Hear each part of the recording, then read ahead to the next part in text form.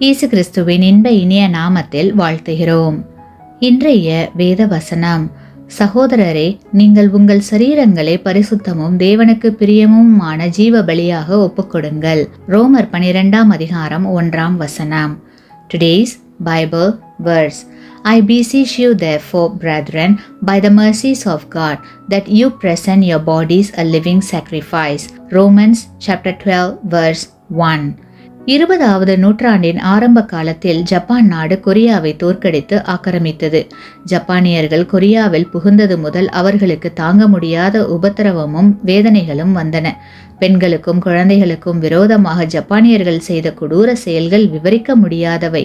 அத்துடன் அவர்கள் கொரியாவில் இருந்த சபைகளை மூடி போதகர்களை சிறையில் அடைத்து மிஷனரிகளை நாடு கடத்தினர்.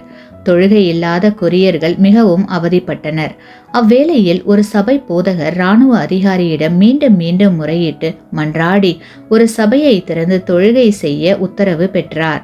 சபை ஒன்று திறக்கப்பட்டு தொழுகை நடக்கப் போகிறது என்ற உடனே அக்கம் பக்கத்தில் இருந்து அநேக விசுவாசிகள் வந்து கூடினர். அது மரத்தினால் உருவாக்கப்பட்ட ஒரு கட்டடமாக இருந்தது. அநேக நாட்களுக்கு பிறகு சபை கூடி வந்தபடியால் அவர்கள் மிகவும் உற்சாகமாக பாடிக்கொண்டிருந்தார்கள். திடீரென்று மண்ணெண்ணெய் நெடி வீசியது. அப்போதுதான் தாங்கள் ஏமாற்றப்பட்டதையும் ஜப்பானியர்கள் தங்கள் சபை கட்டடத்தின் மேல் மண்ணெண்ணெயை ஊற்றி தீ வைத்து விட்டதையும் அறிந்தனர். சபை போதகர் தன்னுடைய விசுவாசிகள் எல்லோரையும் கூட்டி வைத்து, உம்மண்டை தேவனே நான் சேரட்டும் என்று பாடிக்கொண்டிருக்கும் போது கட்டடம் முழுவதும் எரிந்தது. ஆண்கள், பெண்கள், குழந்தைகள் என்று எல்லோருமே எரிந்து விசுவாசத்தோடு சாம்பலாயினர். சீக்கிரத்தில் இயேசு கிறிஸ்து மேகங்களை பிளந்து கொண்டு 2வது முறை வரும்போது, உம்மண்டை தேவனே நான் சேரட்டும் என்று பாடிக்கொண்டே உயிரோடு எழுந்து வருவார்கள்.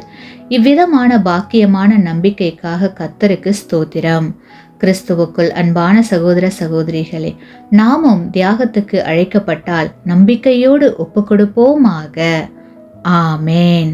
நீங்கள் பெற்ற இந்த ஆசீர்வாதத்தை மற்றவர்களோடு பகிர்ந்து கொள்ளுங்கள்.